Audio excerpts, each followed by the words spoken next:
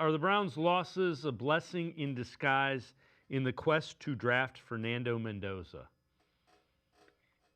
Actually, it might end up being that way because if they end up with their quarterback of the future and then they have really developed a lot of these young guys this year, even though it didn't translate into victories, then they'll be ahead of the game next year when it comes time to try to go out there and to win some football games, which they, of course, will try to do next year if they draft that quarterback very high in the first round. So I do think it can be a blessing in disguise. That's not what they're trying to do.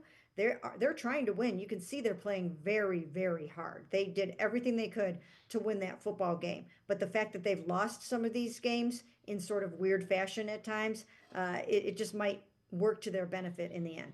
The other thing is that at this point in time, I don't think anybody really knows who's going to end up as that top quarterback that's drafted.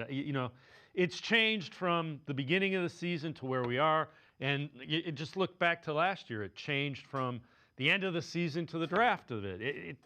Everything, so much goes into it. I don't think anybody knows who QB1 is truly. It's not one of the years where it's like, oh, it's Joe Burrow, or oh, it's fill in the blank.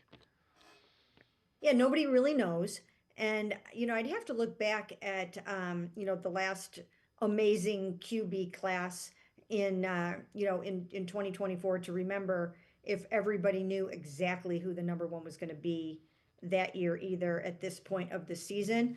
But, but you don't really know what the NFL teams think about these quarterbacks until you start to get to the offseason, until you start to get down at that Senior Bowl. That's when you really start to figure out what teams are thinking about these quarterbacks. The East-West Shrine game too. That's before the Senior Bowl, and then the Senior Bowl, which I will be going to. That's when you get a good handle on it because what the prognosticators and the experts think and what the NFL teams think are sometimes two different things, and we'll start to get a real handle on the evals at the Senior Bowl.